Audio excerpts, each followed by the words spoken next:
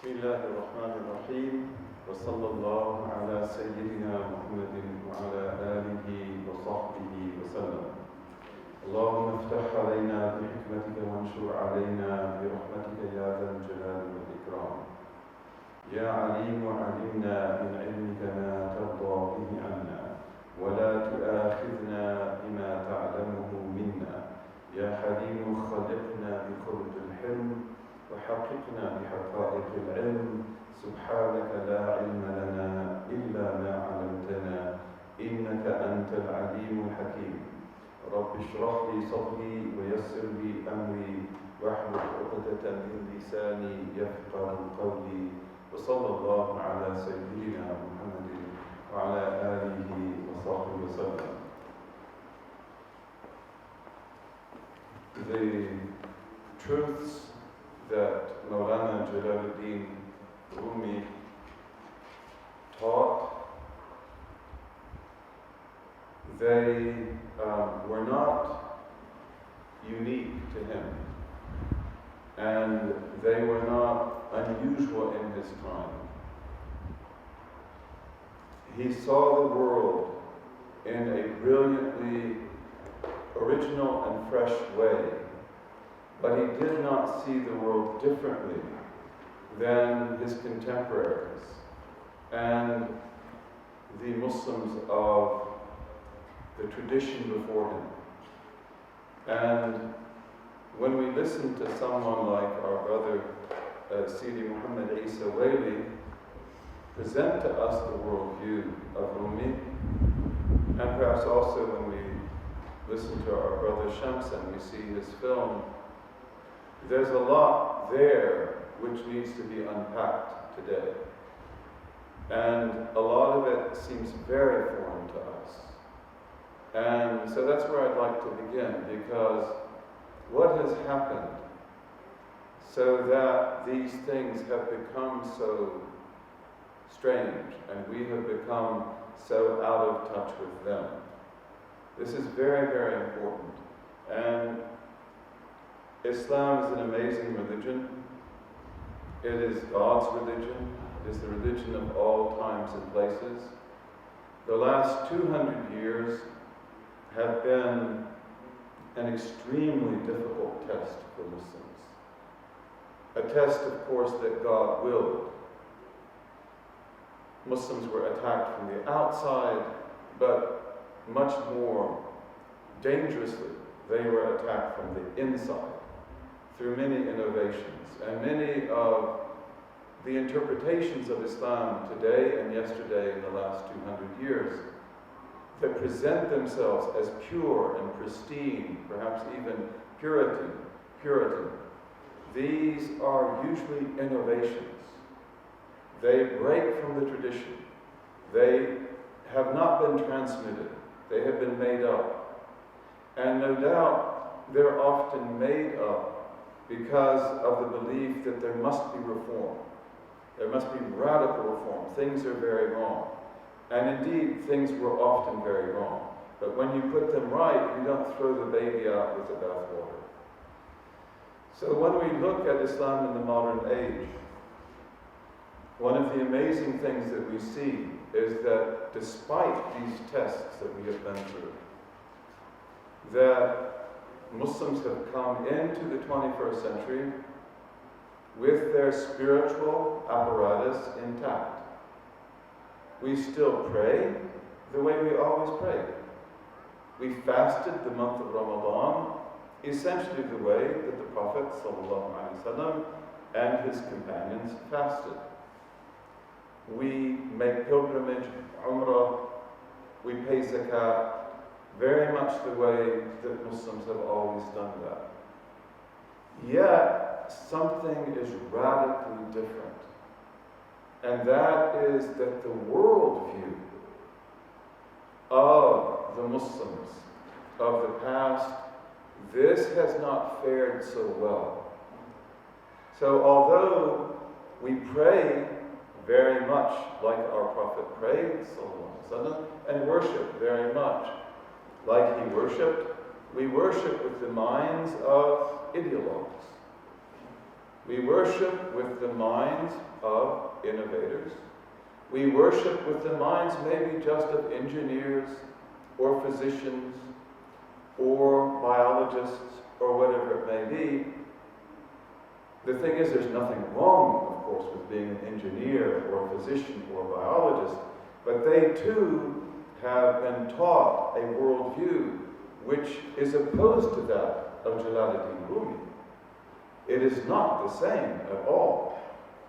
A very different, the idea of microcosm and macrocosm would mean nothing to almost all secular reductionists.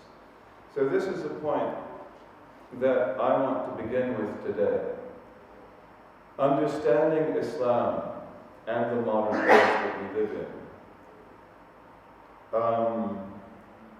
in. Inwardly, many of us have worldviews, and we could say also pseudo-metaphysical worldviews.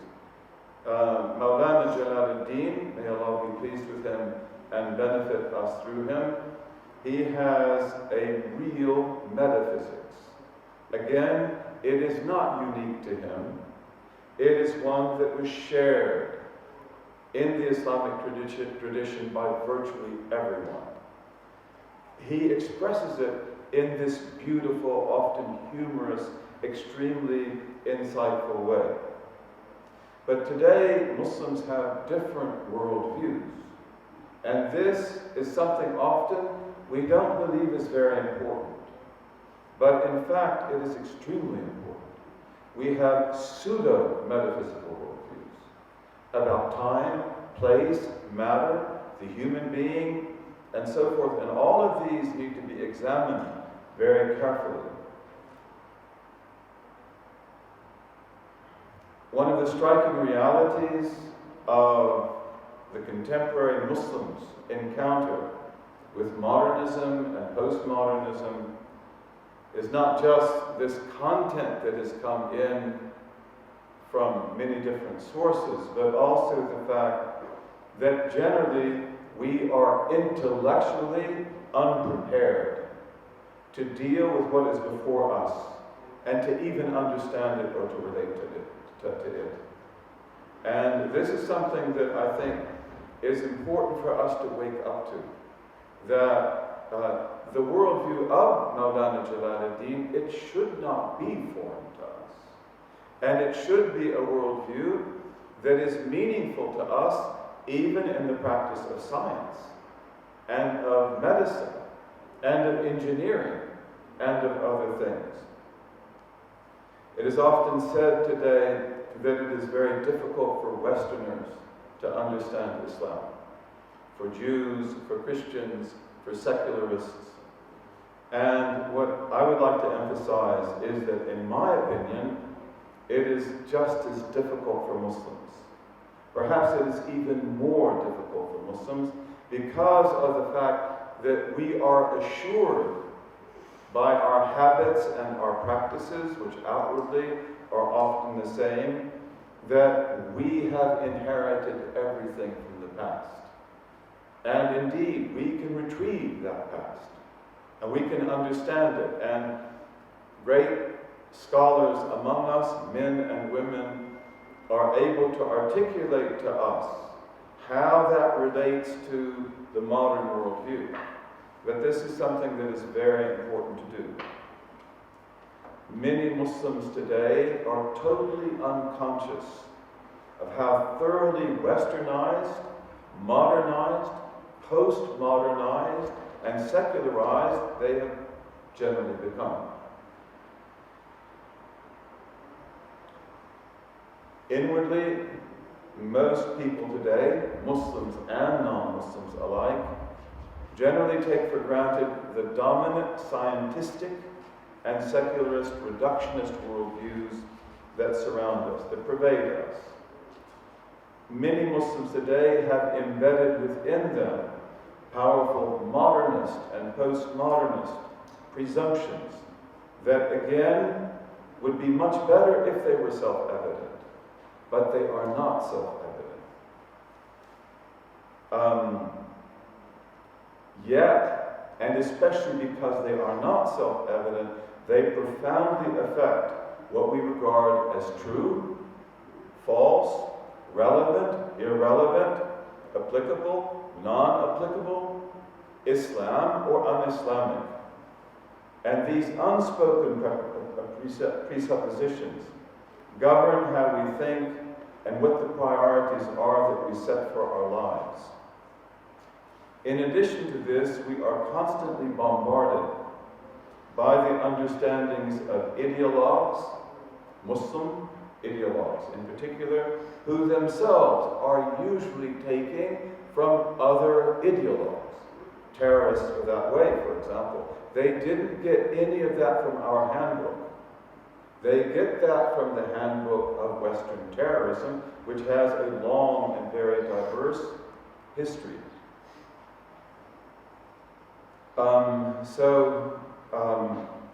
These understandings come to us in many different ways, in many various colors.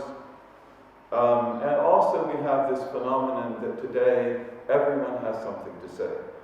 In the traditional Islamic world, when someone like Maulana Jalaluddin Rumi spoke, who is, as you know, a great scholar, he's not just a person who had these powerful emotional and spiritual experiences, but he is a person deeply steeped in the prophetic tradition, who knew it by heart.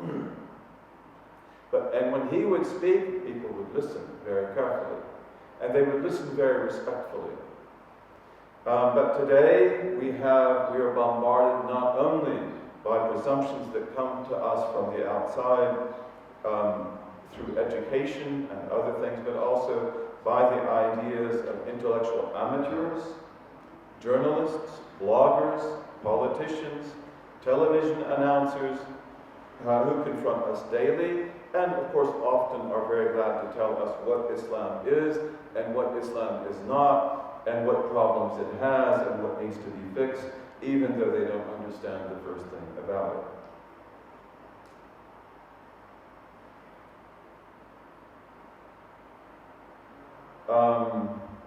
So I think this is a very, very important point, and I wanted to start with that.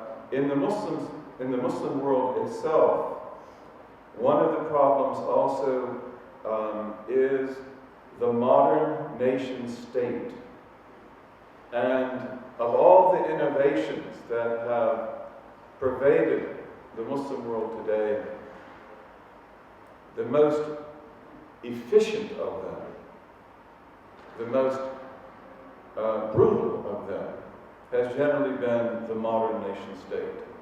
And we must never confuse that modern nation state with the Islamic governances of the past, because they're not at all the same. The modern nation state is essentially totalitarian. When we talk about Adolf Hitler and Joseph Stalin, we speak about the rise of totalitarianism. Well, that was a particular type of totalitarianism, a very conscious, a very self-imposing type of totalitarianism. But the modern nation state tends always to be totalitarian. It is concerned about all of your business. And it might be that it collects that information not so much through the secret police as it does through the internet and through various apps and through various applications and your bank application and things like that. But we have today nation states that intervene into our private lives with great thoroughness, with great totality. And this nation state has in it certain tendencies that we must be very careful about towards tyranny and towards control. And this has been strengthened historically by the demise, as we've said before, of the largely economically and politically independent Sunni scholarly class. This is a reality which is very, very important, and we've talked about it before. So the demise of the people whom Mawlana Jalaluddin represented, because he belonged to that very powerful, very well-to-do, independent class of scholars, who also included Sufi masters as well. And in our history, they were the balance. They were the counterbalance. So although we don't talk about church and state, that's not our language, the reality is that we had that for the greater part of our history. And the disassembling of it was something that made the nation state in the Muslim world a very dangerous institution. Because although there may be other institutions in the West that tend to check the power of the nation state, traditions and so forth, in our world that is very much undercut by undercutting the independence of the scholarly and the religious classes. Traditional moral constraints, which in the pre-colonial Muslim world were often identified with an independent scholarly class, have come to carry little weight in the face of the institutions of modernism, especially in the wake, again, of the demise of a well-educated, well-situated, self-confident, and economically and politically independent Sunni scholarly class. In the post-colonial world, Muslims have often experienced the unprecedented power of the modern nation state, and generally speaking, just as badly as anyone in the world has. You can compare them to Joseph Stalin, to Pol Pot, and to other regimes as well. And of course, this varies from one experience to another and from one country to another. And Muslims have also, in this process, experienced the unprecedented power of the modern nation state to indoctrinate and to coerce. The power of the post-colonial nation state, with its powerful institutions of surveillance and control, has interestingly brought many ideologically oriented Muslims to think that an Islamic order would not be established in the way that Mawlana Jalaluddin would advise, by purifying your heart, learning about yourself, being able to have introspection, and that can only be the way to a real and meaningful civilization, but instead that an Islamic order can be imposed by force, especially with the apparatus of the modern nation state. And a lot of the horrors that we see happening in the Muslim world today, like the Islamic State, the so-called Islamic State, ISIS, that's exactly what they intend to do. To get the means to rein in the nation state for their own ends, and then you had better beware. You think what they do now is bad, you wait and see.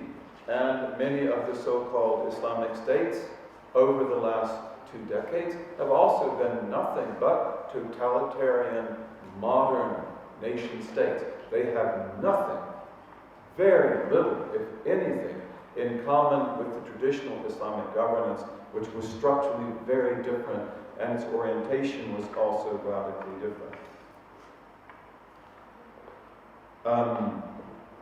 Attempts to do this, to impose the modern nation state as a means of the Islamic order, again, from the outside, not from the inside, with force, not with conviction, have shown how an Islamic state, and this is an ugly expression, but I believe it's true, and I believe this for decades, can easily be turned into a fascist totalitarianism like those common in the modern world. And if we care about Islam, we must be able to talk about things like that. And we must do everything we can to protect ourselves from that. And the inability of many Muslims even to speak such ideas, even to entertain such ideas, this only makes the danger all the more powerful, all the more greater. Among the obstacles that obstruct the recovery of our traditional Islamic heritage, and again, this is represented in Maulana Jalaluddin typically. This is the point we made, but I want to make that again. To you and me, he is unusual. He's like a unique and rare flower in the garden that maybe has no flowers. But again, he represents the traditional Islamic worldview. Of course, in one of its most beautiful and poetic and humane and humorous presentations. The obstacles that obstruct the recovery of our traditional Islamic intellectual heritage, which includes orthodox, authentic Sufism, is the politicization of the Muslim community. And all of this is connected also with our fascination with the awe that we have for the modern nation state. Many Muslims today are fascinated with power. Even when we talk about the history of Islam, most of us in our history classes weren't told about the great Sufis or the great masters or the metaphysical accomplishments of the Muslims or our architecture of power. We were powerful people. We conquered the world. We dominated the world, its economy, and so forth. And that's not false. We were people of great political, economic, social, intellectual, and other forms of power. But again, when power is on our mind, this is a curse. And when we talk about the rise of scientism in the West, we look at people like Francis Bacon, who insisted that we will make nature reveal her secrets, whether she likes it or not. What an ugly expression. But why does he want to do that? For power.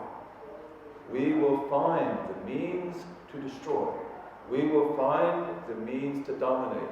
And again, you see also with this terrorism that has become a blight on the name of Islam today.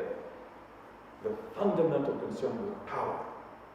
Even if it is nothing but destructive power. Even if it is nothing but treacherous power. And show me a single example where such people have done the things they've done when it wasn't treachery, blatant treachery, violation of principles and norms, and so forth. So this is all, I believe, connected. And I believe this is also relevant to this beautiful study that we have had here of Maulana Jalaluddin. Politicization of the Muslim community. Our ideologues are all politicized to death, thoroughly. It's all they can think about. Control, power. Even in many of our mosques, the board of directors who run the mosque are among the most difficult people to work with. Why? Because this is their kingdom. They have so little, but at least they can control this. So even here, they are power freaks. And this politicization includes monolithic and ahistorical interpretations of our tradition. It often results from unthinking acquiescence to the ideologies preached by, again, self-appointed Muslim leaders, like the so-called Caliph Abu Bakr al-Baghdadi, who is nothing. He is not a scholar, he knows nothing, and yet he is his own self-appointed leader.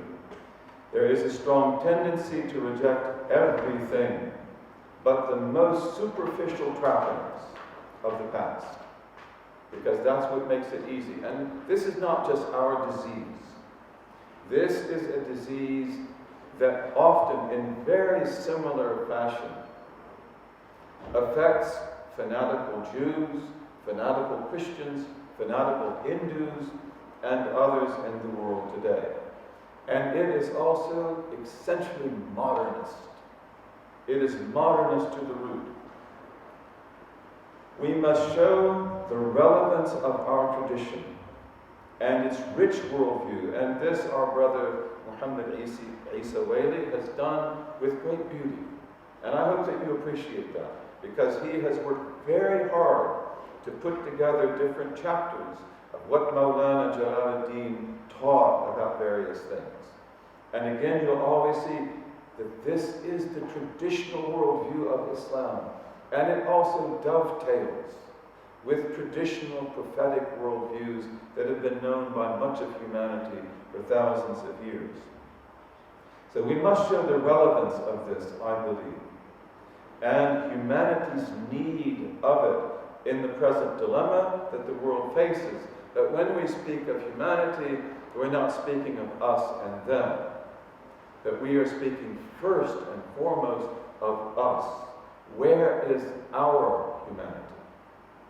If Muslims don't have it, who can you expect to have it? One of the things that perhaps we can talk about today is the fact that we know that humanism comes to the West from whom? From us. Is that hard to believe? Indeed, it's hard to believe. But then when you look at us, that includes Maulana Jalaluddin, it's not so difficult. But that humanism that will come to the West and that will take root, Pico della Mirandola, who is one of the great spokesmen of the Italian Renaissance, he says in about 1486, in one of his manifesto of the Renaissance, and he's speaking to the Catholic clergy, who didn't like him at all. They were ready to put him at the stake and burn him. But he says, "Reverend sires, man is the measure of all things, as I was told by Abdullah the Saracen." This is Pico. And of course, they're really ready now to put the match to the fire. But who was Abdullah the Saracen? Abdullah the Arab. He's probably Abdullah ibn Qutayba. And he wrote about man in very similar terms, 600 years before Pico. And this we will call literary humanism. This literary humanism, which is not unconnected from the humanism of Rumi. This flourished in our literary circles, among poets, in the chancellery where they write letters for the government, and so forth. And this definitely influences the rise of the Western Renaissance. And one of the greatest books that you can read, if you're interested in this, are the works of George Maqdisi, M-A-K-D-I-S-I, Maqdisi, who was a Christian Arab. And really, one of the best friends we ever had. I have to say that. And George Maqdisi has a work called The Rise of Colleges, which is a precious work. And these are academic. These are at the highest standards of Harvard or Yale or Oxford or Cambridge or any other university. And in The Rise of Colleges, he shows how the PhD degree, the college, academic freedom, the university chair, and other things come out of our college system. The system we had for the education of the faqih, the mujtahid, and the mufti. Very good book. And then he has his sequel, which is The Rise of Humanism. And this is about how literary humanism, such as what we just referred to, will come into the Renaissance and it will affect it greatly.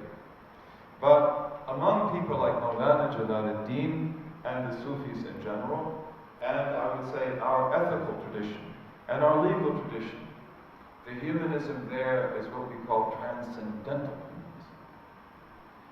And although they may overlap, but this is what Sidi Muhammad Isa Wali has been telling us about, that you have the ability to be the macrocosm. You are the microcosm. If you get yourself right, and you know what you're doing, and you have permission, and you purify yourself, you transcend your animal self, then you become the macrocosm. So you are the measure of all things. So this is the great legacy that, we cultivated for over a millennium. And again, humanity needs this. Secular humanism reached to the lowest levels of passion and animal self. Even in the Renaissance, they begin to do that. But humanity needs this today very much. Humanity needs Jalaluddin. Our brother Sidi Shams pointed out that Rumi, may Allah bless him, is the best-selling poet in the United States, which is an amazing thing, but really, although he is the poet of love and the things he says are so attractive, but it's also because he is the one who has the cure. And we need that cure so badly. So it's not just a random thing. But again, humanity needs this tradition, and we are where that humanity begins. And never, never must we assume that today we understand Islam, because of the fact that we make the grossest violations of that tradition.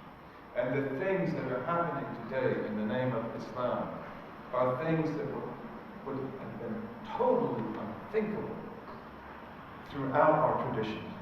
Are these Muslims insane? What kind of people are these? How could they have come to this depth? So may Allah give us a way back. And again, to repeat myself, it is striking that contemporary Muslims in their encounter with modernism and postmodernism are, as Sidi Shams has said, and also Sidi Muhammad Isa Wali, sleepwalkers. They don't know what's going on. They don't have a clue. As a rule, even if we did have a clue, we are incredibly poorly prepared to deal with what is before us. In many cases, we do not perceive even that the problem exists. So we'll move on from that, bi-idhnillahi ta'ala. We need to find our way back. Modern secular humanists love to think of themselves as the great demystifiers. They remove all the mystery from the world and from creation.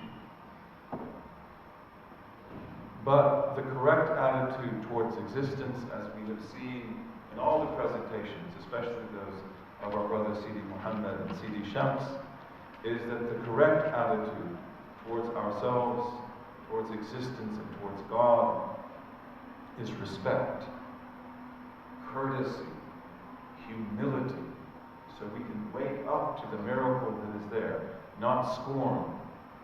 It is adoration and not impiety. It is praise and not blasphemy.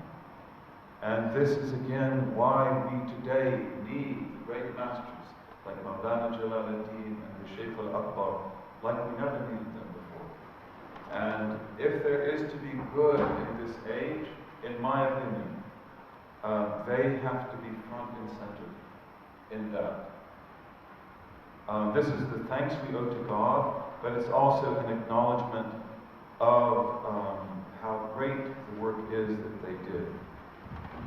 So we need to access our worldview that we held in the past, which was often taken for granted in the past, and today has become totally unknown for the vast majority of Muslims.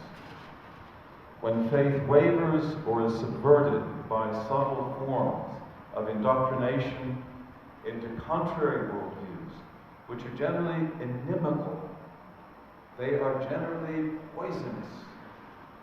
Greater explanation of the tradition is then required to elucidate its internal logic and the amazing coherence of the sound religious teaching that it embodies, that made it the foundation of a beautiful Islamic world order, of not civilizations, of civilization, but civilizations in the plural. And so this, I believe, is our present-day obligation. This is also why Mawlana Jalaluddin Rumi, the Shaykh al-Akbar, and the great other masters, men and women of our tradition, are so essential to us if we seek to go forward. So therefore, Rumi Week should not be regarded as a vacation or something marginal or something that's just nice to do, a flower in the bouquet. No, this is something that is really central to what we need to understand and what we need to do.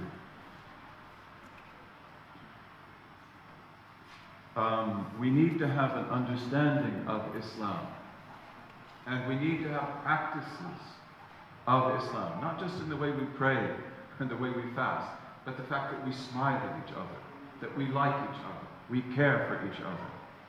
That would be something that Abu Hanifa could understand, or the great masters throughout our history, including, of course, Maulana Jalaluddin Rumi. So today, Muslims need more than ever a definition and understanding of Islam that enables them to make sense of what they are not making sense of. And it also enables them to make sense of Islam in a way that would have made sense to Imam Abu Hanifa, Imam Malik, Imam al-Shafi'i, Imam Ahmad ibn Hanbal, Maulana Jalaluddin al-Rumi, the Shaykh al-Akbar, al-Ash'ari, al-Maturidi, and so many others. And this is one of the essentials of ihsan, putting the good and the beautiful into practice in our time, to learn to think again, to get our language right, to get our cognitive frames right, to get our sensitivities right, and to beware of these negative and allergic sensitivities that we have been given in its place. All who take religion seriously must seek to go deep. They must be divers. You know, you seek the pearl and the shark seeks you, but you've got to learn to dive, and you've got to learn to be protected. So we have to learn to enter the depths and go beyond the surface and soar into the heights. And we ask God, especially with the blessing of our dear brothers like Shams, and these beautiful films and documentaries that he has the gift to make, that we are able to do that and then to present it to the world in a way they can understand. Again, this is, to me, one of the most amazing characteristics of Maulana Jalaluddin, the worldview that he has imbibed. And this didn't come from Shams al-Tabrizi. This would have been something well known to his fathers, his uncles, and all the scholars of his tradition. But he is able, by the gifts that Shams al-Tabrizi gives him, to make it simple, to make it beautiful, to see the reflection of God in the most simple things, like the donkey driver, for example, and the donkey that's trying not to fall down as it slips on the ice. So this is what we ask God to give us too, because not only do we live in a world where to understand what has gone wrong with modernism and postmodernism, that requires extremely sophisticated men and women. That is, whether you like it or not, a metaphysical and psychological and philosophical discourse. Who is ready for that? I imagine Shams is ready for that. This brother, Amin, is ready for that. I love that. I love to listen to it. You know, you have three people that God blesses. The scholar, who is a sincere scholar, may God give us scholars like that. The student, who is attached to him or her. And the person that loves to watch them and to listen to them. And God blesses all these three. May you always be one of these three. Either a scholar, a student who is seeking to be a scholar, or a person who just loves to watch them work. And I hope that when you listen to someone like Sidi Muhammad Isa Wali, that you'll understand that this is a scholar. And therefore, love him. And love what he does. And benefit from it. And take it seriously, because he does go into the depths. And he would like to take you there too. So, we want to be able to soar to the heights. But in order for that to work today, when we live in the world of text messaging and social media and what they call sound bites, they say Malcolm X was the first master of the sound bite. And some of them come to mind, but it wouldn't be appropriate to say them. He was a master of the sound bite. There's no question about that. We need to be too. When you hear hoofbeats, think of zebras. That's a beautiful sound bite. But we've got to learn to be able to present this to the people in a way that they can understand, even on Facebook, even on Twitter. And we have to remember that this is the complexity of the great disaster that we live in today. That the mistakes we have made in scientism and in other things, very few people could understand them easily. If we talk about Descartes or Kant or things like that, very few people can understand that easily. You could, but not everybody. And therefore, Imam, as Maulana Jalaluddin Rumi does, you take the things that only the greatest can understand. The people that soar like eagles in the sky, like some of these beautiful eagles we see soaring around the mountains here. And they see the little things on the earth, and we presume they see the whole picture as well. They're so high up, and they focus in. But we've got to be able to see it with the eagle's eye, and with the eagle's panorama, and then we've got to be able to bring it to the people and package it for them in a way that they can accept, even if it's only 5 minutes at a time. The media is the message, and we've got to learn that media. Again, one of the things I believe we must never forget about Maulana Jalaluddin is that he became the media in everything he did. And you may not understand why did he do some of the things that he did. He did it out of great courage. He didn't care what people said. A sheikh whirling in the streets of Qur'an. But he didn't do that as something he intended to do. It just happened. God put him in that ecstatic state.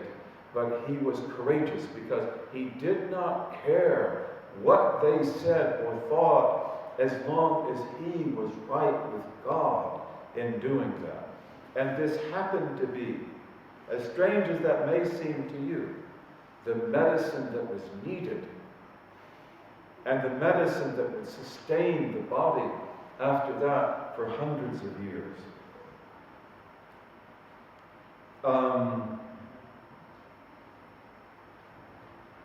So let's go on from that to come back to talk about Sufism in general. We've said a lot about Sufism. We've talked about Ihsan, the beautiful hadith of Jibreel, which is really one of the hadiths you should write in gold. It's so beautiful. And think about it. We've talked about the name of Sufism and the problems, the immense special problems that come to them in getting a name, because although you can call a jurist a faqih, or a mujtahid, or a mufti, which means that he is a person of great understanding, he is a person that can give you fatwas of law, he is a person who can do ijtihad. Sufis can't do that. They can never say what they are. They can never reveal the secret about the pearl that is hidden in the shell. Otherwise the pearl diver will get it. Right? They have to conceal that. And that's what they do. As we said before, al-zuhuru haqqul anbiya. To appear and to be known is the obligation of the prophets. To be hidden, al-khafa haqqul awliya. To be hidden is the duty of the awliya. So they can't say we are people of ihsan. They cannot say we are people of piety. They cannot say we are awliya. They cannot say even we are abideen. None of these words will work. As Shaykh Abdul Qadir al-Jilani said, and these are eternal words of the great master, Al-Qutb al-Rawth, whoever thinks he has special weight and he's speaking to who? Sufis, has no weight at all. Whoever thinks he has special station has no station at all. So if you would like to be close to God, and if you are close to God, you will have states, you will have station, and you will have weight. But you had better not claim that for yourself. As soon as you claim it, you lose it. The debt becomes due and you can't pay it. So, therefore, they were people who did not want to be called by anything, just Muslims. And that's why we say that for centuries, Sufism was a reality that had no name. And then it became a name that had no reality. And again, as we said before, it wasn't that bad. This is what they said 1,000 years ago, and there were still great ones to come. But nevertheless, they say that as a warning. And they say that to emphasize that not everyone who now raises the standard belongs to the army. And this is also part of the tradition, and I'm sure that Sidi Muhammad could talk about that what do you do with words that disappeared, into silence and into the oceans of non-being? As soon as you say that word of truth about the ineffable, then the word really, it's sort of been betrayed. And you mentioned, Sidi, how Maulana Jalaluddin talks about how he becomes tired of his own words, even though they are precious words. But they're doing that impossible task of speaking about the unspeakable, of pointing to the ineffable, pointing to the moon. And when you point to the moon, you don't want to look at your finger. You've got to look at the moon that your finger points to. But today, one of the things that I'd like to conclude by talking about is that in history, Sufism, its heart is sincerity. Its heart is truthfulness. One of the great masters, Sheikh Ahmed ibn Idris, may Allah be pleased with him, he said, "At-tariqu liman sadaq." He said, "At-tariqu liman sadaq, wa laysa liman sabaq." The path is for those who speak the truth, those who are truthful, not for those who've been there a long time. You might have been on the path for 40 years, but if you've never been able to make yourself be a man or woman of utter truthfulness, no doubt like this incredibly beautiful older woman we saw today in the film, these are people of truth and truthfulness, then really the path is still there before you. You haven't even begun. At-tariqu liman sadaq, wa laysa liman sabaq. And when the truth is for the ones who sadaq, the one who is sadiq, he's not afraid either. As we said about Maulana Jalaluddin, he was courageous like a lion. And he did not care what people said about him. The slander, the backbiting, the rumors, whatever it might be. I will do what I have to do, because this is what God requires of me in my time, and I will do it truthfully, and that's what he does. So, and we say that, the path is service and love. The Sufis said, if you cannot serve your fellow human being, how can you serve his creator? If you look down on your fellow human being who needs to be served, who needs to be helped, who needs to be loved, then how can you love his creator? So therefore, adab was everything. If God is content to create human beings who are weak and fallible as his servants and his creation, then you should be content with them as your brothers and your sisters. You should be content with them as people that you love and you serve.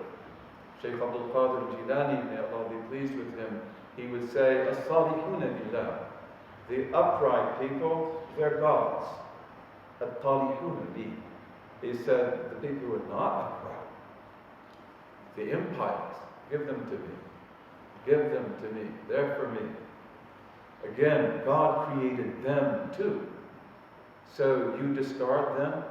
And this is also one of the problems that we face in many of our communities which have been so infected by ideology that the mosque is really seen as an elite club. And woe be to you if you were a woman off the street who dared to come into the mosque with your hair uncovered or your knees showing. The way they would treat you, God forbid. And woe be to you even if you're a man who comes in but maybe smells like a cigarette or something like that. So this is ideology. This is not humility. This is not service. This is not the way of God. We want to be upright. We want to be correct. But we do not disdain human beings. One of the great sheikhs that I had the honor to be with, and we've mentioned him many times, Sheikh Muhammad Abu Bakr, may Allah have mercy on him. He himself was Jalali. He was majestic. And you can see his picture in Sidi Abdul Samad's office. You see if he's not Jalali. He was a man totally of Sharia, who knew it inside out. His father had memorized Sidi Khalil, which is the basic Maliki fatwa text, like Al-Fatiha. He knew it as well as you know Surah Al-Fatiha. And he was a man of the law, and he was a Sufi, and he was a man of sound aqidah. And I remember people coming to his house, knocking on his door, and I would go open the door. And they smell like cigarettes, maybe even alcohol. They're disheveled. You could just look at him and see that this man couldn't recite the Fatiha.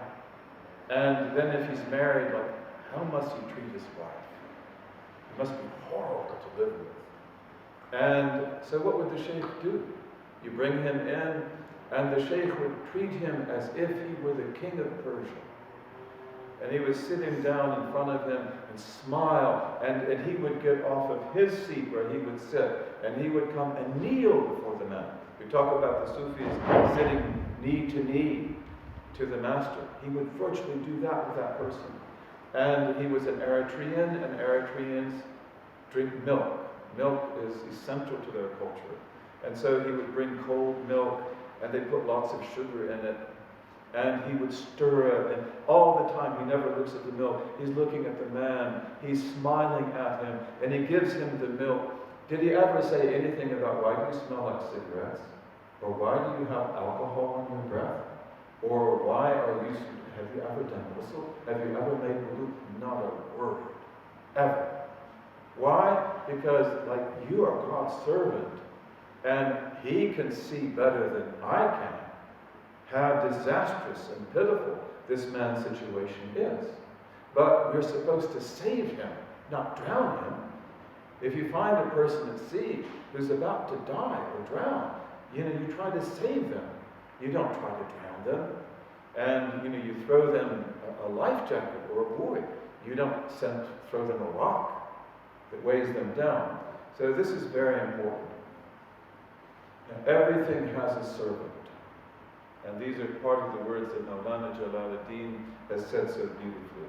Everything has a servant, and the religion has a servant too. And what is that? Courtesy, adab. Everything has servant, and correct behavior, good etiquette. This is the servant of religion. And that pertains to all Islam. But again, the people who took this really seriously were the Sufis. And this is only because of their sincerity, their courage, and their honesty, that we will spread Islam in India.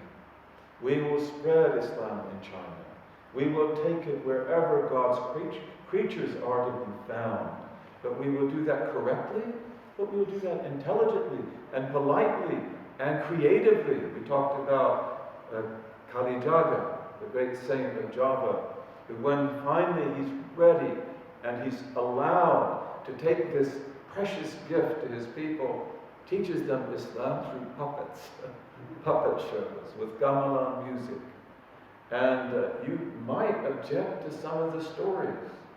So he has stories about the encounter between Hamza and Vishnu. And he has other stories about the encounter between Imam Ali and Shiva. And did that really happen in history? The thing is that the peasants are just there with big eyes, and they're learning about Hamza and Ali and virtue and courage and other things. This is what these great people do. And also, one of the things we see in the traditional Muslim world is that the Muslims generally have incredible adab. And you can go to the villages of the Muslim world, and many of you have no doubt been to villages in India, Pakistan, in Africa, in other parts of the world, where often this is still there, that the people are so incredibly polite. I remember the first time I went to Africa, which was 1971, I went to northern Nigeria, and what struck me more than anything else was the incredible courtesy of the houses.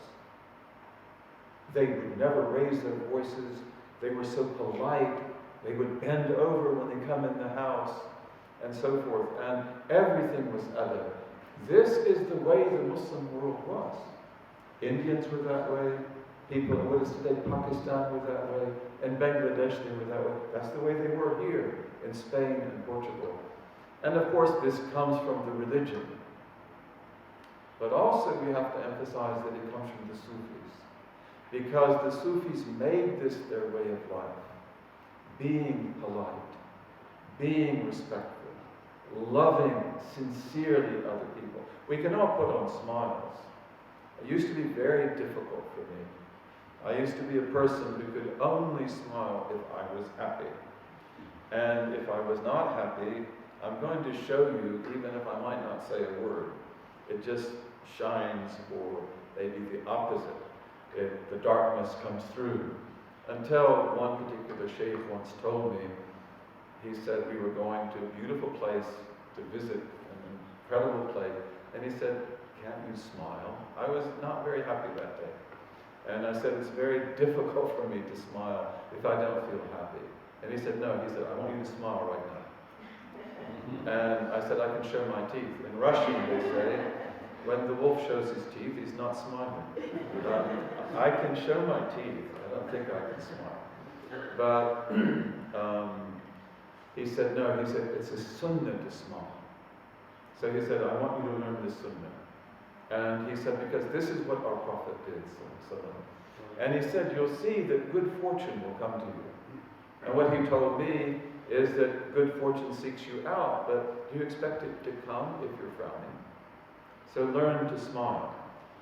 But this is the way they were. And as we said before, with the Sahaba, who was the religious man or woman among them? The one who stayed up every night praying? The one who fasted every other day? They respected such people. And most of them were such people. But no, it was the one who meets you with a smile on his face that is real and has in his or her heart no enmity towards you whatsoever, no jealousy, no duplicity, no wish. And they said the ones who can't do that, well, they wouldn't say they're hypocrites, but they say that's the mark of the hypocrite. And again, how many of our Muslims today never smile? Sheikh Hamza Yusuf, may Allah bless and protect him. We have a wonderful sister who is now married and has a family, and she's of Hispanic background. She became a Muslim at an event that we had in Chicago in 2003 called, The Attributes of God. And it was about theology. And she was quite young. She's Hispanic from Puerto Rico and Mexico, both sides. And she was so happy that day. She studied about Islam. She had been around Muslims. In fact, she was very Catholic. And when she went to her school, which I believe was Loyola, might have been DePaul, she was attracted to the Muslim sisters who wore scarves because she thought they were nuns. And she wanted to know what their order was. Well, what is your order? And they said, our order? And so she became very close to them. And then they never told her about Islam. But they'd take her and have coffee and tea, and they became friends. And then she begins to study about what do they believe. And so she knew quite a bit. But that day when she took the Shahada from Sheikh Hamza, her face was aglow. It was radiant. She was smiling from ear to ear. And Sheikh Hamza said, what a beautiful smile. He said, I hope when I see you again in 10 years, that smile is still there. Because he said, unfortunately, we all come into Islam with a big smile. And then often we're taught to frown. And we never smile again. You know Muslims like that. I know Muslims like that. They are, of course, our brothers and our sisters. And if they are fallible in that, then God created them. And we have to also reach out to them. We have to be open to them. But that shows that something is fundamentally wrong. When you receive the legacy of the Prophet, and the Sufis are the heirs of that legacy, although they would never tell you that. They're not allowed to tell you that. They never make that claim. But they have that. And that's why they bring joy. They bring happiness. They bring friendliness. They make things beautiful. And that's what the prophets all did. That is their legacy. One of the greatest legacies of the prophets and the messengers, peace be upon him, and this grows out of the magnanimity of their souls. Magna animus, the big-souled nature of their souls, is they understand all people. And therefore they relate to all people. لَقَدْ جَاءَكُمْ رَسُولٌ مِّنْ أَنفُسِكُمْ عَزِيزٌ عَلَيْهِ مَا عَنِتُّمْ حَرِيصٌ عَلَيْكُمْ. This verse is revealed at the end of Surah 9, Tawbah, which is one of the last surahs to be revealed. And this is actually telling the Muslims in a kind way that will not break their hearts that the Prophet's about to leave you. So it says, there has come to you a messenger from yourselves. Azizun alayhi ma anittum. It is very difficult for him, ponderous upon him, that you have hardship. He suffers when you suffer. He feels difficulty when you feel difficulty. Harisun alaykum, intent for your well-being. Okay, so who's it talking about? Of course, Muslims. No. That's not what the commentator said. This is the way he felt regarding his enemies and every single human being. Well, what's your proof for that? Finish the verse. بِالْمُؤْمِنِينَ رَءُوفٌ رَحِيمٌ. With the believers, he is compassionate and merciful. So he is that way with all people. He cares about all people. He feels their hurt. He has compassion for them. He desires their well-being. And that's even true, can you believe this, of Abu Jahl, who's in the fire, and of Abu Lahab, who's in the fire. Do you think the Prophet ﷺ ever took a moment's joy in the damnation of his uncle or his uncle's wife? No. That's not the way he is. That's not the way he is. And this is what we call magnanimity, greatness of soul. And the Sufis, to the extent that they have this, they inherit it from the Prophet. And this is an inheritance which is greater than gold and silver. You know, God is the one that puts the hearts together. لَوْ أَنْفَقْتَ مَا فِي الْأَرْضِ جَمِيعًا مَا أَلَّفْتَ بَيْنَ قُلُوبِهِمْ. If you had spent all that is in the earth, all the gold, the silver, the diamonds, the different types of wealth, you would have never been able to bring their hearts together. وَلَكِنَّ اللَّهَ أَلَّفَ بَيْنَهُمْ. But God, he is the one who brought their hearts together. So this is what the prophets did. And therefore, any Muslim who has a perpetual frown on his face and who has no compassion for the weak and no compassion for people who have slipped and fallen down. When someone slips and falls down, you pick them up. You don't step on them. You know, so if a person comes into the mosque who is disheveled or who is not properly covered, We may try to cover them in a correct way that's polite, wouldn't offend them, but you have a trust that has got to be kept. You have to be good to that person. And it shouldn't just be, how are you? Is there anything I can do for you? Bye. No. It's like, you came here, what can we do for you really and honestly? And again, this is what the Sufis did. Because the Sufis lived this message. And although we spoke today, and we've spoken before, about dhikr, I loved Sidi Abu Bakr Siraj ad-Din. These Englishmen that you have in your wonderful film are extremely articulate. And he calls that invocation. And I listen very carefully to what he says, because he goes through the whole English dictionary. And he said remembrance as well, but invocation is really a beautiful word, because you invoke the name of God. You don't just remember it, you invoke it. And invocation is what I think Allahi Akbar is. Sidi Muhammad said, and Sidi Shah said, verily, remembrance, the invocation of God is even greater. It's the greatest of all things. It's the epitome of the religion. It's the heart and soul of the religion. But the Sufis were much more than that. That was their breath that kept them alive.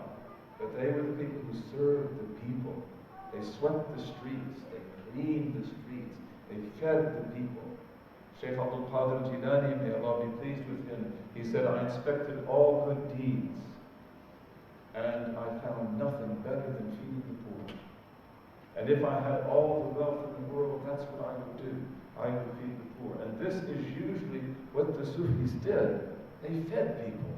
And they still do it, and you experienced it yourself. And you've experienced it yourself. They feed people, and they love to feed people. And they love to clothe people. Take care of people, bring people out of the cold, bring people out of the heat, treat people so they're not sick. And today we live in an age when there is more sickness and more types of sickness than we have ever been aware of before. We live in a time, and this is one of the things Sidi Martin Blinks, Abu Bakr Siraj ad-Din said, that when the past looks on back at us, and they see how many hospitals that we had, what do you think they'll say? They must have been really unhealthy. That must have been a very sick society. That's the truth. In a traditional Muslim society, we had good hospitals. There was a group of Christians here in Spain who came to Cordoba because they had a sick man or woman, and they wanted to have the free services of the great hospital of Cordoba. Our hospitals often paid you to get well. This is one of the ways we cured people, that the hospital is endowed, it has means, and so therefore when you're sick in the hospital, they'll send in a tailor, especially when you're beginning to get better, and he will take your measurements, or she will take the woman's measurements and make you a new set of clothing and make her a new dress. So you can leave the hospital beautiful. And usually you didn't have to pay anything. Often you were paid. You were given a little sack of silver or gold. And as we know in many of our hospitals also, music was one of the therapies. In the Ottoman Empire, this was very, very common. And you have really good musicians who understand the different ways that music affects the heart. The Sufis say that music, instruments, they have the power to open the heart. That's why they're so dangerous. Because when you use the instrument, like these beautiful, the reed flute and the drum and so forth that are in your documentary today, these open the heart. And especially then when someone like explains to us the symbolism behind it, and it really opens the heart. That this flute is just like me. I am just an empty shell. But when I have that breath of the ruh in me, I'm alive.